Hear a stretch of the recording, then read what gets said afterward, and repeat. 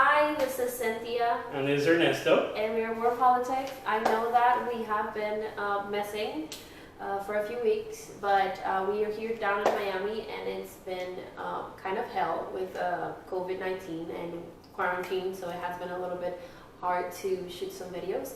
But we are back, and we have missed a lot in the current events. Way too much. But we're going to try to just talk about briefly about the most important highlights, and yeah, just try to give you a little bit of our outlook on things.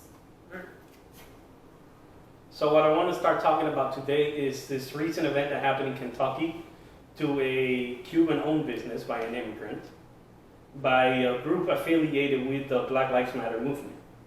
This group showed up to this area and they presented documents to these businesses where they mandated that 23% of the workforce be made up of African Americans, that 2% of every single sale of these businesses go to community outreach programs for African Americans, and that these businesses publicly acknowledge the damage they have caused to the community by gentrifying it. So we take issue with that for several reasons, but the primary essence is the fact that, one, you cannot force charity. All right, it's counterintuitive to the purpose of what charity is. It's giving, it's not forcing. We have a saying in Cuba, it's limosna con escopeta, that it doesn't really function that way. So no, this is something that we have seen before happening in Cuba, Venezuela, all of these authoritarian governments, where basically they take away your rights as a business. Your rights as a business, and at the end of the day, if you can look at it, on your own. The website is linked below of what they are doing and what their rating is based on, and that has no legal standing.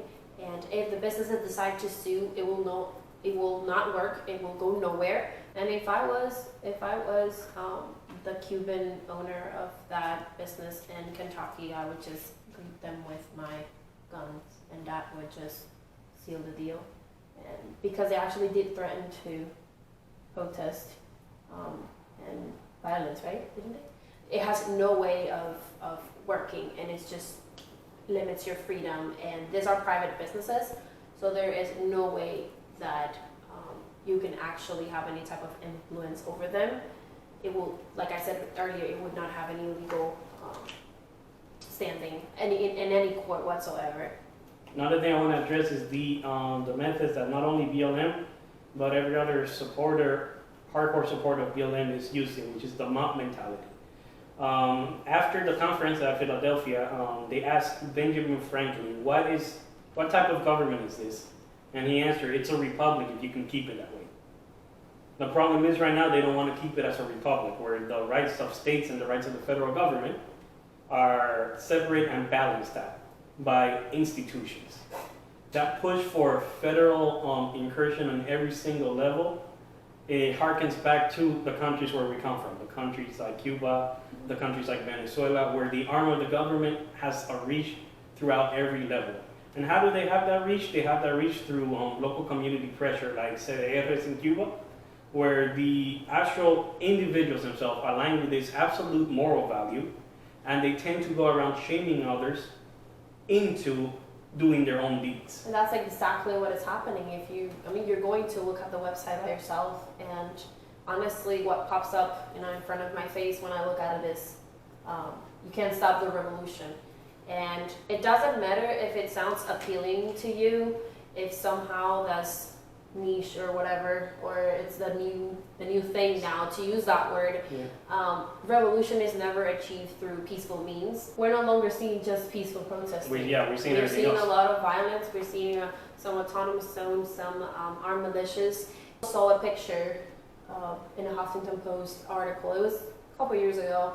The last time that Nicolás Maduro was able to enter the United States in one of the United Nations conventions. Yes. For human rights, out of all of the conventions, he attended the human rights one. And the co-founders of Black Lives Matter decided to do a photo op with him. Exactly, and they treated him like he was some kind of hero. And actually, we're going to drop the article down below so you can read it. But the language being used about this specific person, it seems glorifying, and there's nothing good or glorifying about this guy. He's, starving millions of Venezuelans. He honestly clamps down on every type of freedom. And at the end of the day, do you want to associate yourself with that? Is that what you're trying to do? If it comes with the idea that is the movement that they're trying to push over here, yes. Yeah, what's the agenda like? Because peaceful protest is one thing, but we've seen a lot of, armed militias and autonomous zones. So that doesn't sound like... that idea of a communal gathering, how they call the autonomous zone in Seattle, and the idea of we, of like el pueblo, all those kind of statements about revolution and the generalization of a people, where they take away the word I for we, it doesn't land well in history. It doesn't matter if you're far left or far right. That whole idea of the whole community in together, it doesn't work that well. Because that's all you see, like in their demands, is just community-led effort. And at the end of the day, that's not what our Constitution is based on. Our Constitution is based on individual rights. Exactly. And that's why we have been the #1 successful democracy in history. If you take a look at the whole, at the most extreme manifestation of that mob mentality, we community, just take a look at cancel culture. Yeah, we see this currently happening, and it's more and more every time. And something that we I felt strange reading it was the response to the Harper Vassar letter, and how it was signed by a lot of personalities, including Noam Chomsky, which it honestly surprised me. And I rarely, and I do never want, because I despise the person, but the statement he released after the backlash, where he says the response this letter has garnered, it's specifically why the letter was created in the first place, rings true in today's society. You're honestly going to a darker route, and you're infringing on other people's freedom of speech. Of course, there is obviously a limit when it comes to hate speech, and it's out there that we have tried to, even the Supreme Court, there was a case against the Westboro Baptist Church because they would, show up at funerals and make this whole protest and pretty much offend the families of people that were there mourning.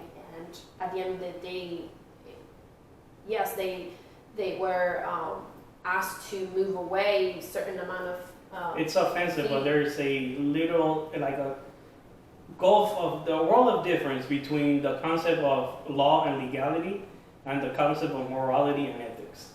Because of how subjective and fluid the concept of morality and ethics is, you need something stoic like law itself, which should be applied to everybody equally. I don't think anybody's going to disagree with that. But we shouldn't be mandated by emotions. It has its downfall, obviously, as the whole entire point of government does. But it's the only possible way where you could keep everybody together functioning as a society. So that idea of the moral authority to silence somebody else for a difference of opinion is the whole point of why the United States Constitution, and practically every other constitution that followed it, tried to avoid. Exactly. And it seems like we're just backtracking from it with this entire... We're backtracking, as I'm pretty sure historians remember a movement in the United States, McCarthyism, by the Senator McCarthy, all right? Where it's no longer the law that was dictating what was a communist and what was actually being a traitor to your country. It was the moral authority of that senator and the whole movement against communism, which dictated that some people, take for example Ayn Rand, was somehow involved in communism. So we laugh at this today because we see that hysteria as being comical, but we're living in that same hysteria right now. And now it seems like it's okay to get somebody fired based on a statement made outside of the work premises, for example, which we saw in the video of that lady, that her husband got fired from his investment bank job, which at the end of the day, he was a bystander of it. And to be honest, I mean, it's a private company. They're willing, they can do whatever they want pretty much when it comes to hiring and firing, but it's a repercussion that you wouldn't expect outside of, work premises. It's called saving face, basically. Yeah, and we saw it as well with Taylor Swift. They were trying to pretty much call her out based on her new album Folklore. It's amazing, by the way. And we saw that there's this clothing company in New York that has the same name, and I mean, folklore is just a word, and yeah, it's a concept, but the fact that they have the same name does not mean that Taylor was trying to copy them. And then she was alleging that the logo was about the same as her website logo, and Taylor, just like the great woman she is, took the high road and decided to make a donation instead. And that's just to show you that you can take to the high road and turn the other cheek around. But this is not okay. It's really not okay to just use cancel culture to get some type of reparation or a donation. So The other thing, if you think it's not going to be targeting minorities, you're pretty much not paying attention right now, right? Nick Cannon and his show got canned in less than 24 hours after he built that show and that network for 10 years. Why? Because of a misguided and ignorant view that he had, being brainwashed by the Nation of Islam into believing anti-Semitic and racist remarks. because I'm going to say something, it's probably an unpopular opinion, but Ernest always likes to say it, but I'm going to say it today. What do white supremacists and the black supremacists have in common? They hate Jews. They hate the Jews. So at the end of the day, we're talking about this concept of equality and social justice, but somehow you're leaving some other minorities out. So does it apply to only you, or does it apply to everybody else? And it goes also tied to the entire idea of erasing history. Whatever sort of hurt you in the past must be forgotten and torn down, like we've seen with the statues. I have no problem with, for example, like General Lee statues, being an issue to some people. It's okay, you can remove them. I'm like a proponent of maybe finding a spot for them. If you really don't want to destroy them, we can just put it in some museum. Because at the end of the day, you have Holocaust museums, you have museums about World War II. So there's nobody tried to destroy that because that's the point. You don't destroy history because you don't want to repeat it. You have to leave it out there for people to remember it. And there's thousands of museums, so there's that. Exactly. So I don't understand if that's the case, why do we have to destroy our statues? And to be honest, I saw a lot of Benjamin Franklin and George Washington statues as well being destroyed. And honestly, these are our founding fathers, okay? So if we're just at that level, I just don't know what else to expect from this type of movement and this, honestly, their agenda just shows exactly what they want to do, and it's pretty scary. And if you need to have a little bit of critical thinking to realize that there's something else behind it, not a conspiracy theory, but there's definitely more than meets the eye, and it's just not only about social justice. It's you guys should Google China in the 1970s. There was this little thing called the Cultural Revolution, and that ended up badly. Yeah. And I mean, you already see it. We have the laws in place, and you need to follow the law. Unfortunately, if you don't like it, then I think you just, I'm going to say the obvious, just go somewhere else. If the idea is for you to be treated as equal, as actual decent human beings in society, by the law in place, by law enforcement, by the criminal justice system, you have to take into consideration the fact that the representatives you have elected tend to completely be ignored by most African Americans, most Hispanic, most everybody. So you put them there, but then you just stay quiet and let them be there for 35 years, 40 years without actually doing anything to move that legal compass against equality, for equality. So there's been created this idea that we have done a reform of the police for the past 30, 40 years, and it isn't enough. The problem is that reform has not come from your representatives. That reform has come from within the department, from within the executive branch, from within everywhere else but the actual representatives of your local district. All right? So when you start looking at the changes you're looking for, take for example Minneapolis, where George Floyd got killed. The Minneapolis Congress, the Congress of that state, deadlocked any police reform possible. It was 50% voted for, 50% voted against. You know what they decided? All right, let's take a recess for 2 months. You know what that happens, right? They're expecting for those 2 months, everything simmer down. They get to keep their position, and they don't push. All right? Where was the protest? Where was the rioting? Where was the attack on City Hall in Minneapolis? All right? If you want to use violence, there's a concept known as concentrated violence. This is wild violence with no end in sight, just to express your emotions. A lot of people talk about violence being used in the civil rights, besides the fact that most of the violence was perpetrated towards the African Americans.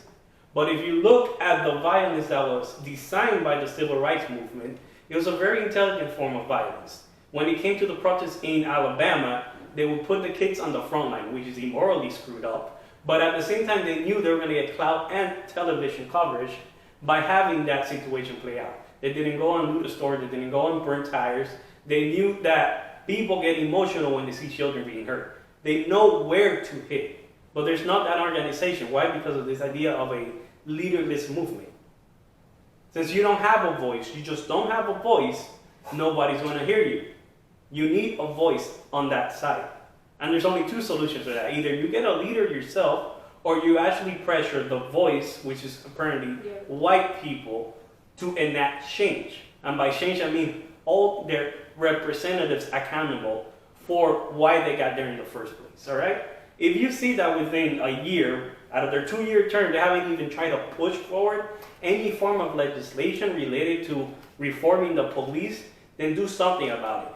Pressure them to give you a report, a 4-month report.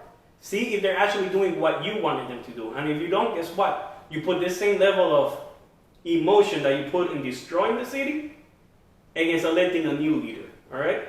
There's been a lot of representation coming out of Little Haiti when it comes to the Congress in Florida, and several brilliant minds coming out of that neighborhood have been able to find a delicate balance between convincing white Republicans in Congress and holding the police accountable for their action. I will post the link down there to show you just exactly how effective that reform can be if you actually put trust in the people you elect and you hold them accountable. Like I said at the beginning, we are number one in a lot of freedoms, and we have a lot to be grateful for.